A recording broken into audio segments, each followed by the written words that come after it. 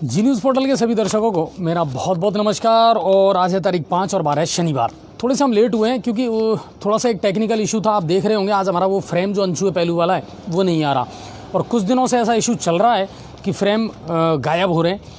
पर चलिए, दिन भर की तमाम अपडेट और भरतपुर संभाग में क्या कुछ घटित हुआ जिनका आपको बेताबी से इंतजार रहता है। आज है वीकेंड और हम किसी न किसी व्यक्ति से आपकी मुलाकात करवाते हैं, लेकिन आज हम आपकी मुलाकात नहीं करवा रहे हैं। उसका एक कारण है कि लगातार मुलाकातों का जो सिलसिला है ना, वो तो अब जारी है। निकाय चुनाव चल रहे हैं और सबकी नज़रें उस पर बनी हुई है, तो लगातार हम भी आपको किसी न किसी व्यक्ति से मुलाकात करवा रहे हैं, डिबेट करवा रहे हैं। कल जो हमारी डिबेट थी और उसमें हमारे साथ में पुरुषोत्तम जी थे, भविष्य कुमार भानु जी थे, और कल का जो डिबेट था इकबाल जी थे, वो सबसे शानदार रहा और लोगों ने बेहतरीन तरीके से उसकी सराहना की है। सब लोगों ने हमको बहुत अप्रिशिएट किया है कि सर कल का कार्यक्रम सबसे बढ़िया था और सबसे बिंदास था, और सबसे ज़्यादा व्यूज़ भी उसको मिले हैं कि बहुत ही सटीक आपने जो आंकड़े पेश किए थे, सटीक जानकारी दी थी गंगापुर नगर परिषद के चुनावों को लेकर के, वो कहीं ना कहीं आगे आने वाले चुनावों में बहुत महत्वपूर्ण साबित होगी। तो जितने भी हमारे दर्शक हैं जो इन चीज़ों को लाइक कर रहे हैं, कमेंट्स कर रहे हैं, उनका भी बहुत बहुत धन्यवाद और बहुत बहुत शुक्रिया। और हम तो बार बार आपसे यही कहेंगे कि सर ज़्यादा से ज़्यादा खबरों को लाइक करें, शेयर ज़रूर करें। ज़्यादा से ज़्यादा आप जब शेयर करते हैं ना सर, तो कहीं ना कहीं हमारी बात हम उन व्यक्तियों तक पहुँचा पाते हैं जिनको पहुँचाने के लिए ही हम ये मुहिम चला रहे हैं। चलिए, आज के दिन भर की तमाम अपडेट अब शुरू करते हैं। सबसे पहले वो खबरें जो राज्य स्तर की हैं और सीधी सीधी आपसे जुड़ी हुई हैं। इंदिरा रसोई योजना के लिए आज स्वायत्त शासन विभाग ने नगर परिषद और नगर निकायों के खाते में 5 करोड़ 56 लाख की राशि डाल दी है। क्योंकि अभी ये फैसला किया था जब राज्य सरकार आई थी गहलोत की, और उन्होंने जो अन्नपूर्णा रसोई योजना थी उसका नाम बदल करके, उसका तरीका बदल करके इंदिरा रसोई योजना कर दी, और फिर सामाजिक संगठनों को इसकी जिम्मेदारी दी थी। और पहले मोबाइल वैन थी, अब ये एक ही स्थान पर लगाई जाती है। गंगापुर सिटी में 2-3 जगह पर चल रही हैं, और वहाँ जो सामाजिक संगठन काम कर रहे हैं, यानी उनको 8 रुपये और 5 रुपये में जो खाना देना है, उसका बाकी का जो पैसा है वो सरकार देगी। तो वो राशि डाल दी गई है। इसी तरह नगर निगम जो हैं उनके खाते में भी 2 करोड़ 63 लाख की राशि डाल दी गई है, जो बजट के अनुसार थी और योजना के अनुसार थी। अगली खबर जिसने आज सबका ध्यान आकर्षित किया, यूपी के मंत्री अनिल विज कोरोना पॉजिटिव पाए गए। इसमें चौंकाने वाली ये बात नहीं है। चौंकाने वाली बात ये है कि अनिल विज वो व्यक्ति थे जिन्होंने कोरोना वैक्सीन का सबसे पहले ट्रायल अपने ऊपर करवाया था, जो पूर्णतः भारत में बनी थी, स्वदेशी निर्माण उसका किया गया था, और उन्होंने उसका ट्रायल करवाया था। ट्रायल होने के बाद भी वो कोरोना संक्रमित पाए गए। इसका मतलब कहीं ना कहीं ये चौंकाने वाली खबर तब साबित हुई। लेकिन इस बारे में कंपनी का ये कहना है कि जो वैक्सीन उन पर इस्तेमाल की गई थी, जो टीकाकरण उनका किया गया था, उसमें साफ ये लिखा हुआ है कि इसके 2 डोज लगने हैं 28 दिन के अंदर अंदर, यानी पहला 14 दिन और उसके बाद में फिर 28 दिन।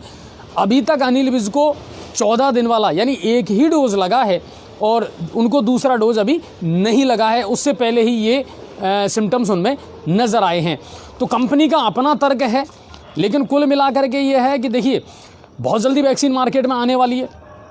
प्रधानमंत्री ने भी इस मामले को बिल्कुल स्पष्ट कर दिया है कि हम बिल्कुल अंतिम दौर पे हैं, और वितरण करने की जो प्रणाली है उसको लेकर के अब हम मुहिम शुरू कर रहे हैं।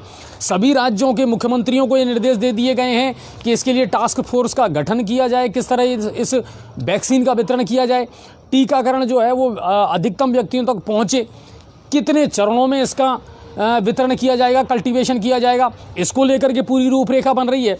लेकिन उससे पहले ही अगर कोई खबर ऐसी आ जाए कि साहब वो दवाई असरकारक नहीं हो रही है, तो कहीं ना कहीं ये थोड़ा सा मामला गड़बड़ होता है कि क्या जल्दीबाजी तो नहीं की गई है वैक्सीन को लाने में, क्या इसके ट्रायल पूरे हुए हैं या नहीं हुए हैं, क्या इसमें कोई शक है कि ये कितनी इफ़ेक्टिव होगी। लेकिन कुल मिलाकर के ये है कि जब सरकार कोई चीज़ लेकर के आती है तो आनन फानन में या जल्दबाजी में मेरे ख्याल से नहीं लाई जा रही है। उसके बहुत सारे परीक्षण होने के बाद ही वो लोगों तक पहुंचाई जाएगी। तो उम्मीद ये करते हैं कि क्या वजह रही, ये जांच का विषय ज़रूर है, और कहीं ना कहीं कंपनी को भी अपनी सफाई देनी पड़ेगी कि कहाँ कुछ गड़बड़ हुई है। लेकिन कुल मिलाकर के ये है कि आने वाले समय में वैक्सीन लोगों को जल्द से जल्द उपलब्ध हो, ये सरकार की पूरी मंशा है। अब चलते हैं भरतपुर की तरफ। भरतपुर से क्या कुछ खबरें हैं। तो मथुरा गेट थाना पुलिस की एक बड़ी कार्रवाई थी आज। बड़ी कार्रवाई को उन्होंने अंजाम दिया। पिकअप में ले जाते हुए अवैध शराब की एक बड़ी खेप को आज पकड़ा गया है। अटलबंद स्थित सिरसी वाले हनुमान जी के पास में एक पिकअप में सीमेंट के कट्टों के अंदर रख करके ये शराब ले जाई जा रही थी। पुलिस को इस बारे में सूचना मिली। नाकाबंदी के दौरान पुलिस ने जब उसकी तलाशी ली तो ये चीज़ें निकल करके बाहर आईं और आरपीएस पूनम चौधरी के नेतृत्व में इस कार्रवाई को अंजाम दिया गया। भरतपुर से ये एक खबर थी। अब चलते हैं धौलपुर की तरफ। भरतपुर से और कोई बड़ी खबर नहीं थी। निकाय चुनावों की सरगर्मियां वहाँ भी इन दिनों पूरे शबाब पर है। राज्यसभा सांसद किरोड़ी लाल मीणा आज एक निजी कार्यक्रम में भाग लेने पहुंचे धौलपुर। कार्यक्रम में भाग लेने के बाद में उन्होंने निकाय चुनावों की स्थिति को देखते हुए वहां के जो भाजपा के कार्यकर्ता हैं उनसे मुलाकात भी की, फीडबैक भी लिया कि क्या स्थिति है। इसके अलावा उन्होंने कांग्रेस सरकार की जो नाकामियां हैं उनको भी गिनाया और जमकर खरी खोटी सुनाई कांग्रेस सरकार को और कांग्रेस सरकार की योजनाओं को। तो आज निजी दौरे पर रहे डॉक्टर किरोड़ी लाल मीणा। धौलपुर से एक खबर थी। अब चलते हैं करौली। करौली से क्या कुछ खबरें हैं। तो जिले के टोडाभीम थाने के जैचड़ी गांव, जैचड़ी और माचड़ी शायद पास में है ये दोनों गांव जहां तक मैं जानता हूं। तो जैचड़ी गांव में खेत में पानी देने की बात को लेकर के दो पक्षों में विवाद हो गया और इसमें एक पक्ष के 3 से ज़्यादा लोग घायल हुए हैं और मामला दर्ज करवा दिया गया है आपसी मारपीट का। टोडाभीम पुलिस इस मामले की पूरी जांच कर रही है। कल भी मैंने आपको एक लाइव दिखाया था बैराड़ा गांव का कि वहाँ भी पानी देने की बात पर झगड़ा हुआ और उसमें एक वृद्ध की हत्या कर दी गई लाठियों से या पता नहीं कैसे पीट करके, क्योंकि वहाँ जो उनके पुत्र थे उनका भी हमने बयान दर्ज किया था और राजकीय चिकित्सालय गंगापुर सिटी में पोस्टमार्टम के लिए उनके शव को लाया गया था। करौली के हिंडौन से एक और खबर आई है साहब और बड़ी चौंकाने वाली खबर है। और चौंकाने वाली खबर ये है कि राजकीय अस्पताल हिंडौन सिटी में नेत्र चिकित्सकों की जो टीम है वो आजकल काम नहीं कर रही, ऑपरेशन नहीं कर रही है हॉस्पिटल के अंदर।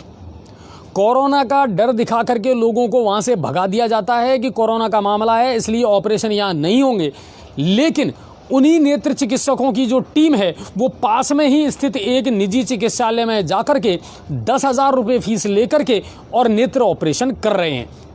है ना चौंकाने वाली बात।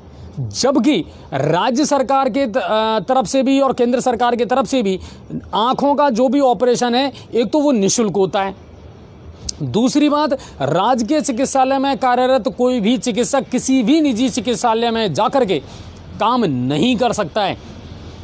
और इन दोनों ही मामलों का उल्लंघन करते आए राजकीय चिकित्सालय के ये डॉक्टर जो नेत्र चिकित्सा यानी आई वाला जो डिपार्टमेंट है उसको संभालते हैं।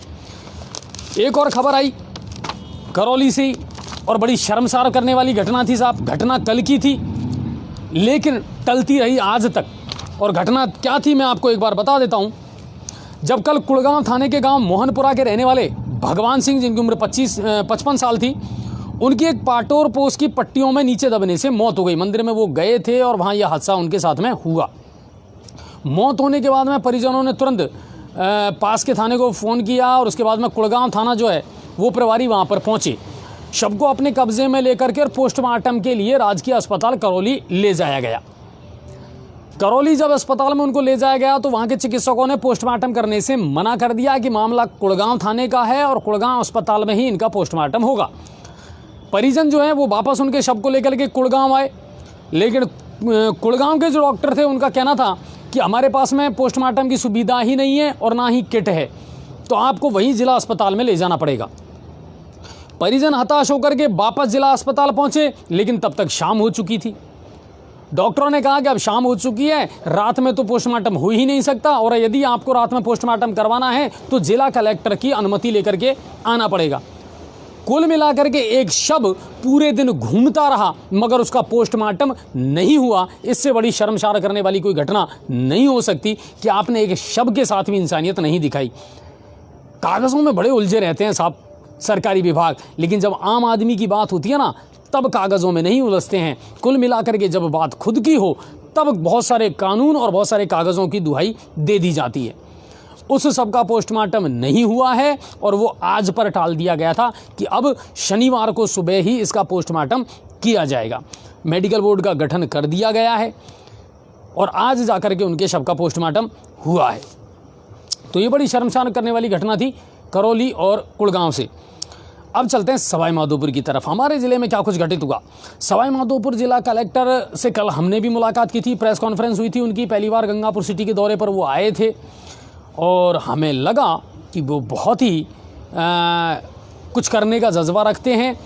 हालांकि अभी नए आए हैं, 2-3 दिन उनको हुए हैं, तो समझने का प्रयास कर रहे हैं ज़िले की पूरी जो भौगोलिक स्थिति है उसको। तो उन्होंने कल भी ये कहा कि अभी मुझे 2 दिन हुए, जानने का प्रयास ज़रूर कर रहा हूँ कि कहाँ क्या सिचुएशन है। फ़िलहाल उनकी जो प्राथमिकता है वो एक तो है कोरोना और दूसरा है नगर परिषद के चुनाव। आज बौली की पंचायत समिति सभागार में उन्होंने सभी विभागों के जो अधिकारी हैं उनकी मीटिंग ली और बड़ी सख्ती से निर्देश दिए कि एक तो जितने भी कार्य इन दिनों विकास के चल रहे हैं उनमें गुणवत्ता यानी क्वालिटी का विशेष ध्यान रखा जाए, और दूसरी बात आमजन से जुड़े हुए जितने भी योजनाएं हैं उनको आप ज़रूर जल्द से जल्द पूरा करें ताकि आम जन को इसका लाभ मिले। करौली से ही एक खबर और है, सवाई माधोपुर के साथ साथ में करौली से बीच में एक खबर और है, वो मैं आपको बता देता हूँ। बलदेवपुरा के डॉक्टर महेश मीणा हत्याकांड का मामला, आपको अच्छी तरह ध्यान होगा, हमने लगातार इसको दिखाया था और कल परसों मैंने अपनी एक खबर में भी बताया था कि साहब धरना देने के 10 दिन धरना देने के बाद में उनको ये आश्वासन मिला है कि 25 दिन के अंदर अंदर नामजद आरोपियों को गिरफ्तार कर लिया जाएगा। 25 से 26 दिन गुजर चुके हैं इस घटना को, लेकिन अभी तक भी पुलिस के हाथ खाली है। हमने भी इस खबर को बताया और ये कहा कि चाहे करौली पुलिस की बात कर लें, हम नांदोती पुलिस की बात कर लें या टोडा भीम थाने की बात कर लें, इन पुलिस डिपार्टमेंट्स ने अभी तक कोई बड़ा खुलासा किया नहीं है साहब, और ये फील्ड में ज़्यादा सक्रिय नज़र आ नहीं रहे। आनन फानन में 25 दिन बाद में करौली के जो जिला पुलिस अधीक्षक हैं मृदुल कछावा जी, उन्होंने जो नामजद आरोपी है दशरथ जाट उसको इनामी घोषित कर दिया, 5,000 का उस पर इनाम घोषित कर दिया और ये कहा कि साहब इसको जल्द से जल्द जो भी इसके बारे में सूचना देगा उसको 5,000 का इनाम मिलेगा। यानी 25 दिन बाद भी पुलिस के हाथ हैं खाली। आज पीड़ित परिवार डॉक्टर महेश मीणा की जो पत्नी हैं रवीना जी, वो और उनके परिजन एसडीएम ऑफिस पहुंचे नांदोती में, उनको ज्ञापन दिया और अब एसडीएम ऑफिस के सामने ही उन्होंने फिर से धरना शुरू कर दिया है। यानी तो पीड़ित परिवार जो है उसको अभी तक कोई इंसाफ नहीं मिला है, पुलिस के हाथ अभी भी खाली हैं। और ये बड़े अफसोस की बात है कि एक डॉक्टर जिनका संदिग्ध अवस्था में शव मिला था, उनकी कार की ड्राइविंग सीट पर उनका शव सुबह सुबह मिला और उस मामले में पुलिस ने अभी तक कोई खुलासा नहीं किया है। आज हम बात करेंगे उनकी जो विधवा पत्नी है रवीना जी उनसे, और जानते हैं इस पूरे मामले में आखिर क्या लीपापोती चल रही है, कहाँ लापरवाही चल रही है और आखिर परिवार जो है वो इतना दुखी क्यों है और दोबारा से मजबूर होकर के उनको क्यों धरने पर बैठना पड़ा। अभी उनको क्या आश्वासन दिया गया है। हालांकि हमने जब मालूमात की तो पता चला कि साहब पुलिस प्रशासन जो है वो अभी भी 10-15 दिन का टाइम मांग रहा है। इतना टाइम तो आपको मिल गया। फिर चलिए हम बात करते हैं रवीना जी। हाँ रवीना मैम नमस्कार। हाँ नमस्कार सर। मैं जी न्यूज़ पोर्टल से अजय भारद्वाज निवेदन कर रहा हूँ मैम, और आप लाइव हैं इस वक्त। अभी आप कहाँ मौजूद हैं मैम? अभी हम यहाँ एसडीएम ऑफिस के बाहर धरने पे बैठे हुए हैं। अच्छा रवीना मैम, आपने जब पहले 8-10 दिन इसमें धरना दिया था तो उस समय क्या आश्वासन मिला था आपको? उस टाइम विधायक ने आश्वासन दिया था कि 25 दिन में आपकी गिरफ्तारी हो जाएगी। जो आरोपी है उनकी गिरफ्तारी नहीं हुई तो मैं खुद आके बैठ जाऊंगा 26वें दिन। मतलब विधायक जो हैं PR मीणा जी? हाँ जी। उन्होंने आपको आश्वासन दिया था? हाँ हाँ। अब इस बात को कितने दिन हो गए? अभी 3-4 दिन एक्स्ट्रा हो गए। 3-4 दिन एक्स्ट्रा हो गए। आज आपने किन किन से मुलाकात की मैम? आज सभी गांव में घर परिवार वाले हैं, जो आम जनता है उनसे मुलाकात की और एसडीएम ऑफिस के बाहर यहाँ धरने पे बैठे हुए हैं। एसडीएम साहब को आपने ज्ञापन भी दिया है? हाँ। तो एसडीएम साहब ने क्या आश्वासन दिया है आपको? अब एसडीएम साहब ने कुछ नहीं बोले, कार्रवाई करते हैं, आगे भेजना है हमारा काम, हम भेज देंगे। तो कुल मिलाकर के अब आप लोगों ने फिर से जो है धरना वहाँ पर शुरू कर दिया है? हाँ जी। ये जो नाम अभी हमने 2-3 दिन पहले भी खबर चलाई थी, दशरथ जाट, हाँ। क्या ये इसमें मुख्य आरोपी है? हाँ हाँ जी, मुख्य आरोपी है। तो अभी तक इसकी गिरफ्तारी नहीं हो पाई है? नहीं, अभी तक नहीं हो पाई। और पुलिस का कोई भी बड़ा अधिकारी अभी आपको कोई आश्वासन और नहीं दे रहा है इस मामले में? नहीं। चलिए ठीक है रवीना जी, इस मामले में हम भी पहल करेंगे और जल्द से जल्द आपसे वहाँ आकर के हम संपर्क करने का ज़रूर प्रयास करेंगे। ठीक है मैम? हाँ ठीक है सर। तो ये रवीना जी थी और उनका जो दर्द था वो बिल्कुल साफ था साहब कि आखिर कितना लंबा टाइम चाहिए इंसाफ के लिए। नामजद आरोपी हैं, आपने इनाम भी घोषित कर दिया, मतलब इतिश्री कर लिया आपने, आपका काम हो गया। 5,000 का इनाम घोषित कर दिया और उसको जो पकड़ेगा वो ठीक है, उसको 5,000 का इनाम मिल जाएगा। तो फिर पुलिस की क्या ज़रूरत है अगर आम आदमी पकड़ेगा तो? ठीक है, ये एक विकल्प हो सकता है, लेकिन आपको प्रयास करने चाहिए। और अगर आप प्रयास करेंगे तो दुनिया में कोई इतना बड़ा अपराधी नहीं है साहब जो पुलिस को इस तरह आंखें दिखा सके या भाग सके पुलिस से। तो ये करौली के नांदोती से बड़ा मामला है। चलिए अब वापस हम आते हैं सवाई माधोपुर पर। तो जिला कलेक्टर लगातार मीटिंग ले रहे हैं। कल बामनवास भी गए थे वो शाम को, और फिर उसके बाद में आज बौली में भी उन्होंने मीटिंग ली वहाँ के तमाम विभागों के अधिकारियों की।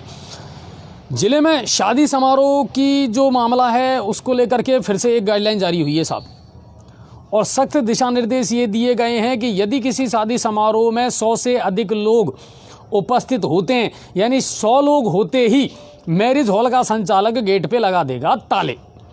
यानी अगर आपको अपनी गिनती का पता नहीं है और आप अचानक पहुंचे मैरिज हॉल और अगर लगा देखो ताला, तो समझ जाओ कि अब हमें यहाँ नहीं मिलने वाला है निवाला।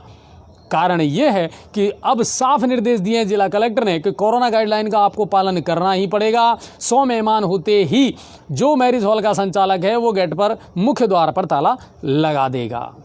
ये नई गाइडलाइन जारी हुई है साहब। और दूसरी बात यह है कि जो शादी समारोह का मामला है उसमें कोरोना गाइडलाइन, मास्क है, सैनिटाइज़र है, इसका प्रयोग आपको करना ही होगा। बाकी हाँ, एक बात मैं ज़रूर कह दूं कि म्यूज़िक को लेकर के या संगीत को लेकर के कोई नई अपडेट अभी नहीं आई है। बहुत सारे हमारे दर्शक ऐसे हैं जो इस जॉब से जुड़े हुए हैं, इवेंट्स वगैरह से जुड़े हुए हैं, तो उनका भी अपना एक दर्द है, डीजे वालों का अपना एक दर्द है, लेकिन ऐसी कोई गाइडलाइन अभी नहीं आई है। तो ये है। अब चलते हैं एक और खबर की तरफ। सवाई माधोपुर जिले से रणथंभौर वन अभयारण्य, यानी शेरों का वो कुटुंब साहब और शेरों का वो परिवार जहां से कोई ना कोई हलचल हर रोज देखने को मिलती है। इन दिनों रणथंभौर वन अभयारण्य में वहां की जो सबसे बड़ी मुखिया है उनका मामला बड़ा हाईलाइट में है। एरोहेड, बागिन एरोहेड यानी T84 उनका, और एक दूसरी बागिन है जिसका नाम है सिद्धि। इनका वर्चस्व की लड़ाई को लेकर के कोई ना कोई द्वंद्व होता रहता है। पहले भी हमने ये खबरें आपको दिखाई थी कि इनके बीच में पहले भी लड़ाई हुई है, और फिर एक और नया वीडियो आज जारी हुआ है जिसमें कल इनमें जम करके झड़प हुई है, अपनी टेरिटरी को लेकर के, अपनी सत्ता को लेकर के, अपने वर्चस्व को लेकर के। और बड़ी रोचक बात यह है कि ये दोनों माँ बेटी हैं, यानी एरोहेड की बेटी है सिद्धि, लेकिन पिछली लड़ाई में भी माँ हावी रही और इस बार की जो लड़ाई है उसमें भी सत्ता माँ के ही हाथ में रही। और सिद्धि को अभी बहुत सिद्धियाँ प्राप्त करनी है अगर अपनी माँ के साम्राज्य पर कब्जा करना है। तो शेरों की ये जो लाइफ स्टाइल है ना साहब, इसका ये नियम है कि जब आप वयस्क हो जाते हैं तो आपको अपनी सत्ता के लिए संघर्ष करना ही पड़ता है। तो लगातार इस तरह के जो वीडियो हैं वो रणथंभौर वन अभयारण्य से आते रहते हैं। जोन 3 में आज ये घटना हुई थी जिसको पर्यटकों ने कैद किया मंडू क्षेत्र में, और रोमांचित भी हुए, और फिर उस वीडियो को वायरल किया गया जब दोनों में जम करके झड़प हुई और आखिर में जीत मिली माँ को और बेटी को शिकस्त झेलनी पड़ी। चलिए सवाई माधोपुर से ही अब अगली खबर की तरफ चलते हैं। ये मैंने कल भी आपको बता दी थी, मलाना डूंगर के फलसावटा से एक विवाहिता के साथ गैंग रेप की घटना सामने आई है साहब। और विवाहिता ने पुलिस अधीक्षक सुधीर चौधरी के सामने पेश होकर के गुहार लगाई, अपनी पूरी जो घटना थी उसको बताया। उनका कहना था कि वो अपने ससुराल से जो है वो पीहर जब जा रही थी तो एक गाड़ी आई काले कलर की, और उसमें बैठे 4 लोगों ने ज़बरदस्ती उसको गाड़ी में बैठाया और मोरेल नदी में सुनसान जगह पर ले जा करके और दुष्कर्म की इस घटना को अंजाम दिया। उन लोगों ने अश्लील वीडियो भी बनाया और वायरल करने की धमकी को दे करके चुप रहने की हिदायत दी। लेकिन विवाहिता ने पहुंच करके और पुलिस अधीक्षक को ये सारी घटना बताई, और पुलिस अधीक्षक ने तुरंत इसकी जांच के आदेश दे दिए हैं और जांच सौंप दी है। तो ये एक दुखद घटना ज़रूर, एक दुखद समाचार ज़रूर आया। अब बात करते हैं गंगापुर सिटी की। गंगापुर सिटी से क्या कुछ खबरें हैं, तो देखो सबसे पहली खबर तो इन दिनों निकाय चुनावों को लेकर के ही है। चुनाव कार्यालयों का उद्घाटन लगभग हर वार्ड में हो चुका है। मेरा ये मानना है, जहाँ तक मेरे पास में जितनी भी खबरें हैं, और हम जितने भी वार्ड के वो हैं चुनाव कार्यालय, उनका लाइव भी नहीं दिखा रहे हैं। उसका एक कारण है साहब कि हम किसी का लाइव दिखाएं और किसी का ना दिखाएं तो वो अच्छी बात नहीं है। किसी को अच्छा लगे और किसी को बुरा लगे, वो हमारे अब नहीं है। हम जितने भी कार्यालय हैं उनसे इतना ज़रूर कहते हैं कि सर आप वीडियो बनाइए और हमारे पास भेज दीजिए, हम खबरें ज़रूर लगा देंगे। पर आप उम्मीद करें कि हम जाकर के वहाँ लाइव दिखाएं तो ये संभव नहीं है। हम किसी का पक्ष और किसी का विपक्ष, क्योंकि हमारे लिए दोनों पार्टियाँ भी वही हैं, निर्दलीय भी वही हैं, उम्मीदवार सिर्फ उम्मीदवार होता है, तो वो हम नहीं दिखा रहे हैं, है ना। तो वो चीज़ें हैं, लगातार वो जो खबरें हैं वो इन दिनों ट्रेंड कर रही हैं गंगापुर सिटी में। जी न्यूज़ पोर्टल ने अपना ऑनलाइन सर्वे शुरू कर दिया है। बिल्कुल, मैं सभी दर्शक जो हमारे जी न्यूज़ से जुड़े हुए हैं उनको बता दूं कि हमारा ऑनलाइन सर्वे शुरू हो चुका है। हर वार्ड की हमने पेज पर डाल दी है, हर वार्ड का प्रत्याशी हमने पेज पर डाल दिया है। उस वार्ड का रहने वाला बाशिंदा पेज पर जाए, अपने वार्ड पर जाए, क्लिक करे और जो आपका पसंदीदा उम्मीदवार है उसको वोट करे। हम इसको भी अनाउंस करेंगे आपको कि हमारे एग्जिट पोल में कौन आगे जा रहा है, कौन पीछे जा रहा है, कौन जीत रहा है और किसके सर बंधेगा ताज। लेकिन आपको वहाँ जाकर के वोट करना है। और एक बात याद रखिए, आप एक बार में सिर्फ एक ही बार वोट आप डाल सकते हैं, आप दोबारा अपने वोट का इस्तेमाल नहीं कर पाएंगे। हमने पूरी सिक्योरिटी और उसका ख्याल रखा है इन चीज़ों को लेकर के, और कोशिश यही रहे है हमारी कि जो एग्जैक्ट फिगर हैं वो निकल करके सामने आ सके। तो लगातार चल रहा है। आज पंचायत समिति सभागार में भी जो चुनाव लड़ रहे हैं वो प्रत्याशी, उनको लेकर के भी दिशा निर्देश जारी किए गए हैं कि आपको किन किन नियमों का पालन करना है। मेरे पास वो कॉपी है, चुनाव लड़ने वाले जो अभ्यर्थी हैं उनके द्वारा निकाय चुनावों में किन चीज़ों का, किन गाइडलाइनों का पालन करना है। तो जो उसके मुख्य बिंदु हैं वो मैं आपको बता देता हूँ। एक तो कि आज मेरे पास एक फ़ोन आया था कि सर क्या हम रैली निकाल सकते हैं, तो देखिए धारा 144 लगी हुई है, रैली आप नहीं निकाल सकते, एक बात। दूसरी बात, आप बच्चों का प्रयोग नहीं कर सकते हैं। मैं कई जगह ऐसा देख रहा हूं कि जहां प्रत्याशी जो है ना, चुनाव लड़ने वाले प्रत्याशी हैं, उन्होंने बच्चों की एक फौज खड़ी कर रखी है और वही नारे लगा रहे हैं, वही हो हल्ला कर रहे हैं। ये नहीं कर सकते हैं सर आप, ये इलीगल है। कैंपेनिंग करें, महिलाओं की या पुरुषों की जो एक दल है वो डोर टू डोर जाकर के कैंपेनिंग कर सकता है, इसकी मना नहीं है। लेकिन सोशल डिस्टेंसिंग, क्राउड नियंत्रित संख्या में होना चाहिए। ये नहीं कि आप 100 आदमी या 50 आदमी लेकर के जा रहे हैं, ऐसा नहीं हो सकता। तो इस चीज़ का आपको पालन करना पड़ेगा। रही बात लाउड स्पीकर की, अगर आप लाउड स्पीकर चलाते हैं तो एक निश्चित मात्रा में ही उसकी आवाज़ आपको रखनी पड़ेगी। एक निश्चित फिक्स डेसिबल किया गया है उसका, इससे ज़्यादा आप आवाज़ नहीं कर सकते हैं। तो ये बहुत सारे नियम हैं, लेकिन जिन इम्पोर्टेंट नियम है उनका आपको ध्यान रखना है। इसके अलावा लाउड स्पीकर द्वारा प्रचार जो है वो प्रातः 8 बजे से और साय 8 बजे तक आप कर सकते हैं, परंतु ध्वनि प्रदूषण के नियंत्रण के लिए प्रभावी विधि के अंतर्गत नियत डेसिमल के अनुसार ही किया जाएगा। चुनाव कार्यालय पर लाउड स्पीकर के उपयोग पर पूर्ण प्रतिबंध रहेगा। आपका जो कार्यालय है उस पर कोई लाउड स्पीकर नहीं चलेगा, ये स्पष्ट रूप से बता दिया गया है। तो ये बड़ी बड़ी जो चीज़ें हैं वही मैं आपको बता रहा हूँ। इसके अलावा और कोई ऐसी वो नहीं है जो आपके लिए जानना ज़रूरी है। और बाकी अगर ऐसी कोई बात भी है तो आप बेशक हमें बता सकते हैं, अपना सवाल भेज सकते हैं। और ये जो पेज है इसकी कॉपी हम डेफिनेटली अपने पेज पर डाल देंगे, तो वहाँ से आप हर डिटेल को पढ़ सकते हैं। चलिए अब चलते हैं अगली खबर की तरफ गंगापुर सिटी से। तो पीलौदा थाने के थाना प्रभारी योगेंद्र जी को लाइन हाजिर कर दिया गया है। बीकेश मीणा हत्याकांड उदई, छोटी उदई, उसकी गाज उन पर गिरी है और माधोपुर भेज दिया गया है। ये हमारे पास बिल्कुल पुख्ता जानकारी आई है कि अब उनको यहाँ से हटा दिया गया है। गंगापुर सिटी से एक और खबर अब आगे मैं बता देता हूँ। जब लाइव प्रसारित करने के बाद में हम घर जाते हैं तो 1-2 दिन से हम एक चीज़ देख रहे हैं, और 1-2 दिन से नहीं, देख तो काफ़ी दिन से रहे हैं, लेकिन क्या है कि नल एक दिन छोड़कर एक दिन आते हैं। तो वो जो चीज़ें हैं ना, वो भी हमें एक दिन छोड़ करके एक दिन नज़र आ रही हैं, और वो है लीकेज की समस्या।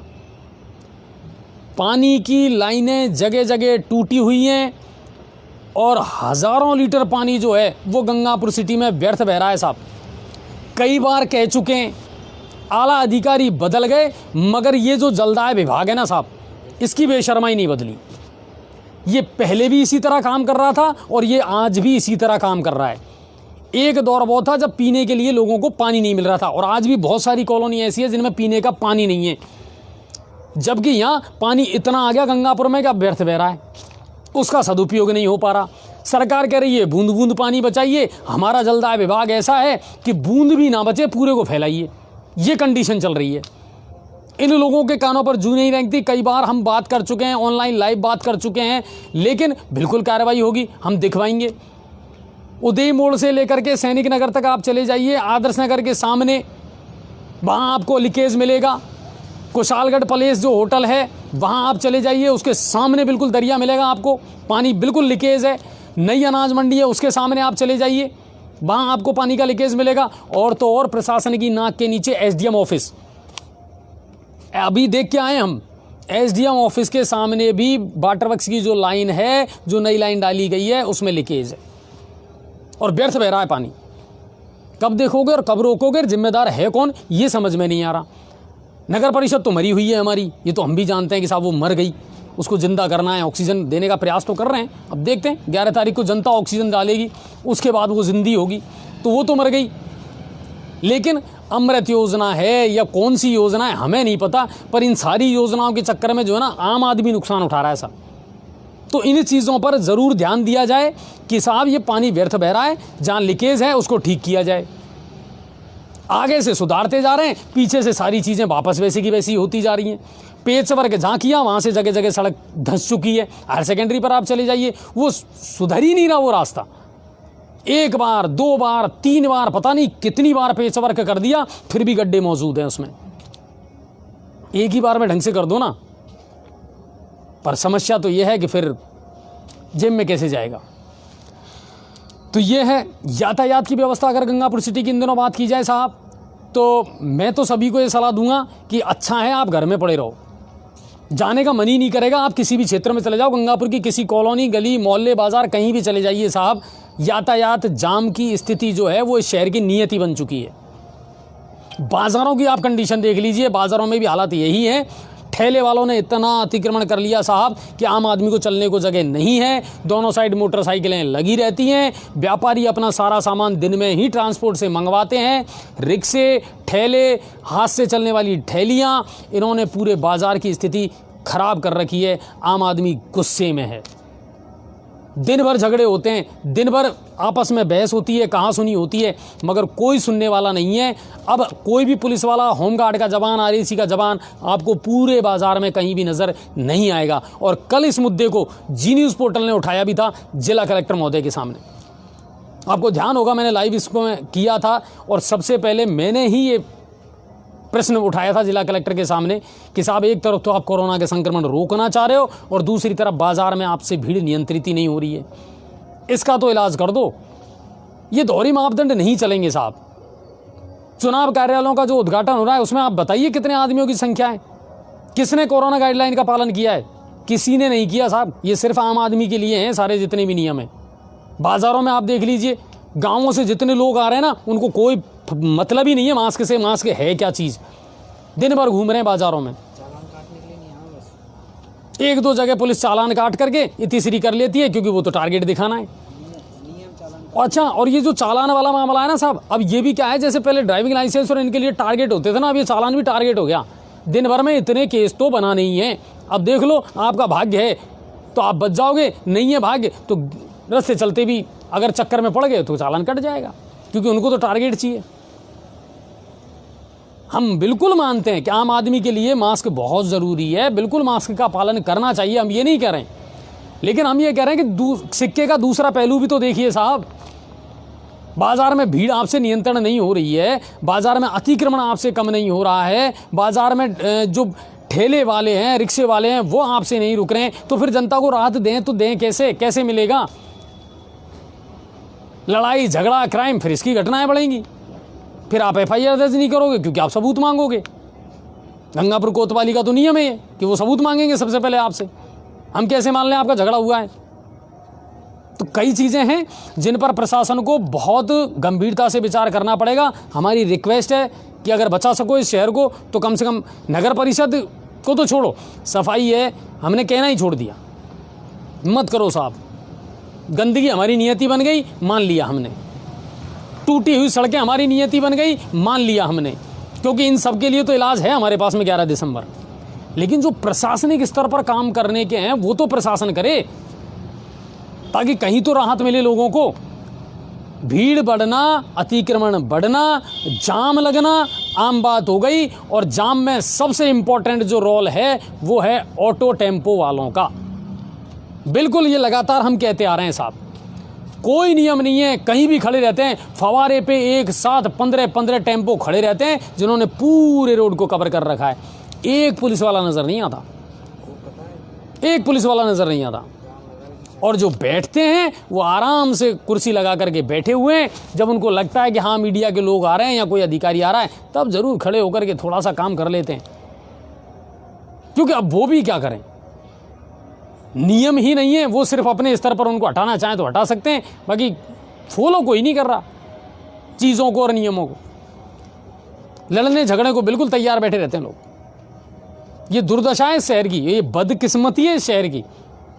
लेकिन इसको खुशकिस्मती में बदलना है आप लोगों को। 11 दिसंबर को अच्छा चुनोगे तो जी न्यूज़ पोर्टल से अच्छा सुनोगे, अच्छा नहीं चुनोगे तो जैसा अब सुन रहे हो ना वैसे ही सुनते आओगे। हम किसी को नहीं बख्शने वाले साहब। और नगर परिषद के जितने भी वार्ड मेंबर हैं जो सभापति के सपने देख रहे हैं, वार्ड प्रत्याशियों के सपने देख रहे हैं, उनसे भी मैं स्पष्ट ये कह दूं कि अब से लेकर के आने वाले 5 साल तक जी न्यूज़ पोर्टल पर डे की आपके कार्यप्रणाली पर नजर अब रखेगा। हम सभापति से भी पूछेंगे और हर वार्ड मेंबर से भी पूछेंगे हर दिन आप काम क्या कर रहे हैं, कितनी समस्याएं हैं जो आपने उठाई हैं अपने वार्ड की। वरना फिर हम विश्लेषण करेंगे कि साहब आपको चुन करके गलती कर दी, राइट टू रिकॉल बताएंगे। वो आगे की बात है, जरूर करेंगे हम आपसे। चलिए, और दिशा निर्देश दे दिए गए हैं। कुछ लोगों ने आज हमारे पास में एक कमेंट्स करा था कि साहब आप कुछ प्रत्याशी ऐसे हैं जिनकी खबरें आप ज़्यादा दिखा रहे हैं। तो हमारे जितने भी समझदार दर्शक हैं वो इस बात को अच्छी तरह समझते होंगे सर कि हमने शुरुआत में ये कहा था कि यदि कोई भी वार्ड प्रत्याशी है, कोई भी उम्मीदवार है, वो हमारे प्लेटफॉर्म पर अपना प्रमोशन करना चाहे तो निर्वाचन आयोग की गाइडलाइन का पालन करते हुए आप लोग हमारे जी न्यूज़ प्लेटफॉर्म का इस्तेमाल कर सकते हैं। हम भी कॉमर्शियल लोग हैं साहब, ऐसा नहीं है। तो जिनका हम प्रमोशन कर रहे हैं, जिनके बैनर और पोस्टर अपने पेज पर दिखा रहे हैं, तो वो एक प्रमोशनल चीज़ है, वो एक कॉमर्शियल चीज़ है। तो उसके बारे में हम पहले ही क्लियरिफिकेशन कर चुके हैं। बाकी हमें इससे कोई लेना देना नहीं है कि वो किस पार्टी का है, वो निर्दलीय है, ठीक है। वो अपनी बात हमारे माध्यम से अगर रखना चाहता है तो हमें कोई गुरेज नहीं है, हमें कोई दिक्कत नहीं है। आप भी आइए, बिल्कुल। हम तो सबको पहले से इनवाइट करते आ रहे हैं कि जिसको लगता है तो वो आ सकता है हमारे पेज पर। तो ये गंगापुर की तमाम बड़ी खबरें थी, इसके अलावा और कोई बड़ी खबर नहीं थी। आज के जो मुद्दे हैं मैंने आपको बता दिया। एक तो पानी लीकेज का जो मामला है वो सबसे बड़ा है, इस पर प्रशासन को ध्यान देना पड़ेगा। एक यातायात और जाम, बाज़ारों की भीड़, ये बड़े मुद्दे हैं जिन पर प्रशासन को ध्यान देना पड़ेगा। हम कलेक्टर साहब को भी इसके लिए रिक्वेस्ट करते हैं कि सर प्लीज़ इन चीज़ों को आप जल्द से जल्द अपने संज्ञान में लाएं। बाकी इसके अलावा और कोई खबर नहीं थी। आप लोग भी इन दिनों बिल्कुल चुनावी सरगर्मियों में बिजी होंगे, मुझे मालूम है, और हमारी भी पूरी टीम इसमें लगी हुई है। और पदम जी क्योंकि खुद प्रत्याशी हैं तो इसलिए वो आजकल हमारे साथ नहीं जुड़ पा रहे हैं, क्योंकि हम भी नहीं चाहते कि हम किसी प्रकार की आचार संहिता का उल्लंघन करें। तो ये है। बाकी जी न्यूज़ पोर्टल लगातार देखते रहें और सराहना करते रहें। जो भी आपकी सलाह हैं, सुझाव हैं, उनका हम दिल से स्वागत करते हैं साहब। और ख़बरों को ज़्यादा से ज़्यादा लाइक करें और शेयर करें। और कल रविवार है तो कल किसी ना किसी व्यक्तित्व से आपकी मुलाकात करवाएंगे। और इन दिनों तो जो ज़्यादातर जो सरगर्मियाँ हैं ना वो चुनावों की है। और कल की जो डिबेट थी उसकी लोगों ने बहुत सराहना की है। और मैं भी सभी का धन्यवाद दूंगा जो वो इस डिबेट में शामिल हुए, अपने आंकड़े, अपने तथ्य, अपने विचार उन्होंने पेश किए, और ये चलते रहना चाहिए ये सिलसिला। और ऑनलाइन सर्वे की बात मैं एक बार फिर से आपको याद दिला दूं कि जी न्यूज़ पोर्टल ने प्रत्येक वार्ड का ऑनलाइन सर्वे अपने पेज पर शुरू कर दिया है। आप जाएं पेज पर और अपना वार्ड देखें और वहां जाकर के अपने पसंदीदा प्रत्याशी को वोट दें और पेज को लाइक और फॉलो करें, तो आपको तुरंत अपडेट मिलती रहा करेंगी। बहुत सारे हमारे ऐसे दर्शक हैं जो ये कह रहे हैं कि साहब मेरे पास में आजकल आपकी नोटिफिकेशन नहीं आती है। सर मैं आपको बार बार कह रहा हूँ, फेसबुक बहुत सारे बदलाव कर रहा है। आज आप देख रहे हैं, मैंने आते ही कहा शुरू में ही कि हमारा जो अनछुए पहलू का फ्रेम आता था वो नहीं आ रहा है, क्योंकि वो रिमूव कर दिया फेसबुक ने। आ जाएगा, वो अपडेट हो जाएगा शायद रात भर में। तो ये चल रहा है अपडेशन, तो आप अपडेट रहें बिल्कुल और अलर्ट रहें और योग्य उम्मीदवार ज़रूर चुनें। अपने उम्मीदवारों को तोलें मोलें, उनका कंपैरिजन करें, और जो योग्य व्यक्ति है, चाहे वो किसी भी पार्टी का हो या मत हो, निर्दलीय भी है और अगर योग्य है तो बिल्कुल जिता करके उसको नगर परिषद भेजिए, जो आपकी आवाज़ को पुरजोर तरीके से उठा सके। तो आप सभी का बहुत बहुत धन्यवाद और बहुत बहुत शुक्रिया। जय हिंद और जय भारत।